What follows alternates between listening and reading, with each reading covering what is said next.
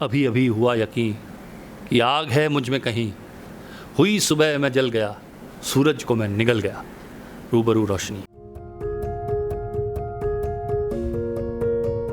नमस्कार सर, साहित्य का विद्यार्थी होने के नाते मैं जानना चाहता हूँ कि शायरी लिखते समय आप काफ़िए का इस्तेमाल किस रूप में करते हैं, स्ट्रक्चर को महत्व देने के लिए या एस्थेटिक को महत्व देने के लिए? देखिए,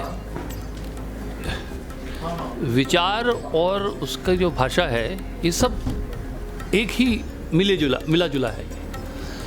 आप कुछ कहने के लिए कुछ कलम उठाते हैं या कहते हैं कुछ अभिव्यक्त करने के लिए, और उस अभिव्यक्ति के लिए आपको जो भी टूल्स मिलते हैं आप उनका प्रयोग करते हैं। कई बार लोग गाकर कहते हैं, कई बार लिखकर कहते हैं, गाकर और लिखकर दोनों तरह कहते हैं। गीत लिखने के लिए गीत में एक छंद का, एक रिदम का होना आवश्यक है। जी सर। और शायद ये मनुष्य की जो मानव सभ्यता है इसमें धीरे धीरे ये चीज़ आई होगी कि मैं अपनी बात को, और ख़ासकर हमारा जो भारत है उसमें हमेशा जो वाचिक परंपरा रही है, श्रुति की परंपरा रही है। हम तो तब की बात कर रहे हैं जब लिखने का आविष्कार ही नहीं हुआ था, तब भी लोग अपनी बात एक दूसरे तक पहुंचाते थे। और कैसे याद रखते होंगे, तो शायद उनके मन में ये आया या उनको ऐसा लगा कि अगर इसमें एक छंद हो तो ये स्मृति में चला जाएगा, याद रह जाएगा। और धीरे धीरे उस तरह से लिखना, पद्य में लिखना शुरू हुआ होगा। इसलिए जब मैं लिखता हूँ तो मेरे लिए वो भाव प्रधान होता है, जिस भाव के कारण मैं वो लिख रहा हूँ, वो रचना कर रहा हूँ। तो उसमें अगर छंद की आवश्यकता है, उसमें अगर आप काफिया कह रहे हैं, रिदम कह रहे हैं, राइम कह रहे हैं, उस सब का महत्व आ जाता है।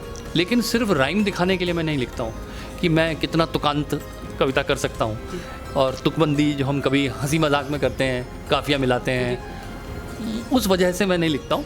लेकिन अगर आपका कंट्रोल है काफिए पर, तो उससे अपनी बात को कहना और उसको वो स्मरण में चली जाए, स्मृति में चली जाए, आसान हो जाता है। सर, आप किरोड़ीमल कॉलेज के विद्यार्थियों को क्या संदेश देना चाहेंगे? जैसे मतलब आपकी रचनाओं से हर युवा प्रेरित होता है, तो आप कोई ऐसी नज़्म या गीत जो उनको संदेश के रूप में देना चाहें?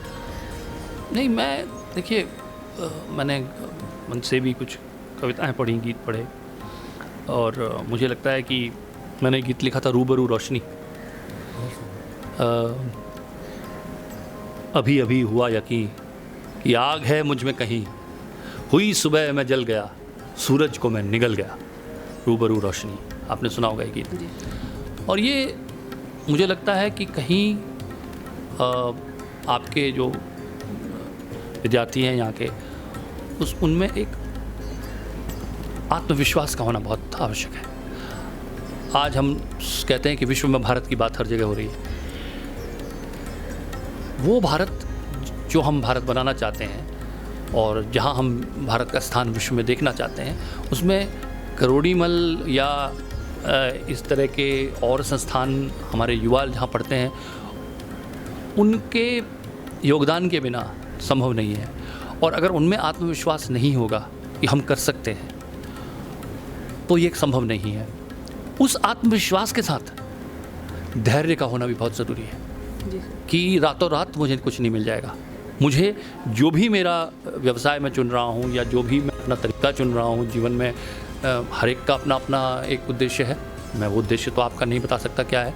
आप, हो सकता है कई लोग एक सपना लेकर आगे बढ़ रहे हैं, कुछ लोग समाज के लिए कुछ करने का संकल्प लेकर आगे बढ़ रहे हैं। जो भी आप करते हैं उसके लिए धैर्य ज़रूर रखें और आत्मविश्वास ज़रूर रखें, और ये मान के चलें कि भारत के लोग, और मैं आपको विश्व के कई देशों में मेरा रोज़ का आना जाना होता है, मैं आपको ये बता देता हूँ कि भारत के जो टैलेंट है, हमारी जो प्रतिभा है, वो अतुलनीय है। बहुत बहुत शुक्रिया सर।